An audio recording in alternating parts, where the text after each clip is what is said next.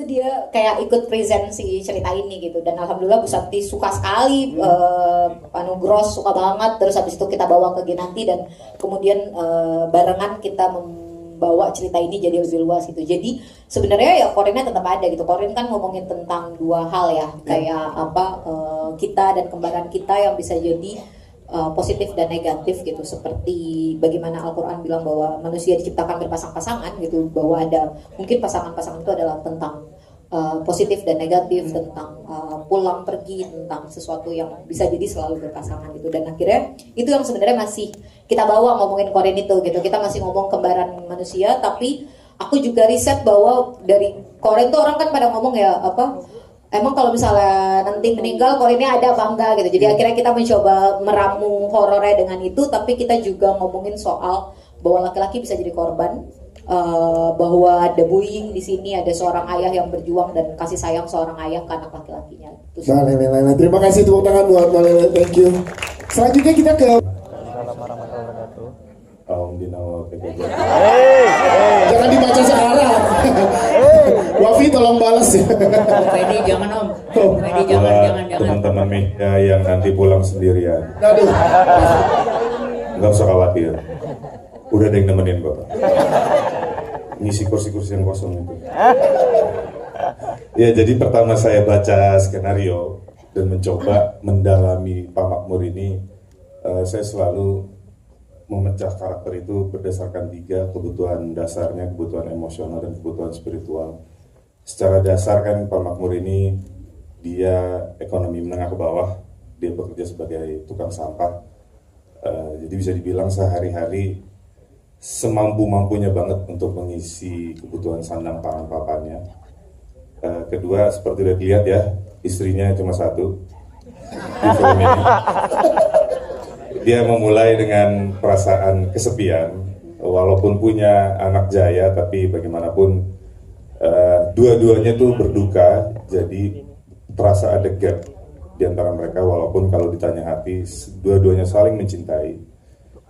Sampai akhirnya Pak Makmur melihat Jaya dibully, di situ mulai muncul emosi baru, yaitu shock, karena kok bisa terjadi terhadap anaknya. Dan langsung berusaha untuk mencoba menyelesaikannya secara beradab, ke sekolah melapor, tapi ternyata respon dari sekolah terjadi penolakan demi menjaga nama baiknya. Naik lagi ke emosi yang baru, yaitu kecewa, sampai terjadi lagi perundungan itu, sampai akhirnya terjadi lagi dan muncul emosi yang belum paling puncak, yaitu emosi putus asa. Ya. Dan karena kebutuhan emosionalnya pun tidak sepenuh itu karena kehilangan istrinya, kebutuhan spiritual di mana di situ kita bisa mengontrol diri ketika kita dekat dengan Tuhan, kita jadi bisa mengontrol diri karena kebutuhan itu nggak ada di Pak Makmur. Di situ akhirnya berubah menjadi paling puncak emosi yang menurut aku paling berbahaya, itu orang marah yang putus asa. Makanya akhirnya di kepala Pak Makmur adalah ketika cara yang beradab tidak bisa menciptakan keadilan, tidak ada cara lain untuk mendapatkan keadilan itu lewat tangannya sendiri. Wow, itu dia layer-layer emosi. Tepuk tangan dong untuk Mas Fedi Nuril. Mas Fedi, terima kasih. Aku belum pernah pakai sebelumnya. Jadi situasinya dibalik kan, aku ayah, dia anak.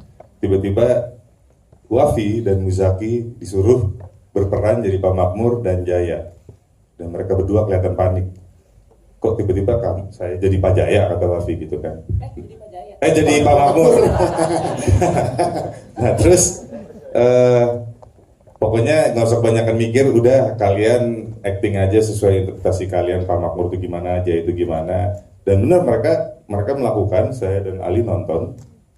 Dan setelah mereka melakukan, baru dikasih tahu metode ini adalah kita nge-review. Siapa tahu ketika orang lain yang memeranin, kita melihat sesuatu yang sebelumnya kita nggak kepikiran. Betul. Dan benar, saya merasa saya melihat sesuatu yang saya nggak kepikiran metode atau bentuk actingnya kok kayak begitu. Dan sebenarnya itu yang kita pakai selama itu. Benar.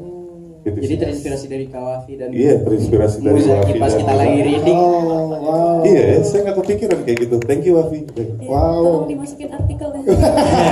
Berarti artinya energi yang diberikan antar pemain tidak hanya di karakter masing-masing, tapi juga memberikan energi di antar karakternya ya dari para pemain ya. Yap. Wow, ini luar biasa sih. Wafi, kita pengen tahu dari Wafi Fitri ini, silakan. Iya, halo, assalamualaikum.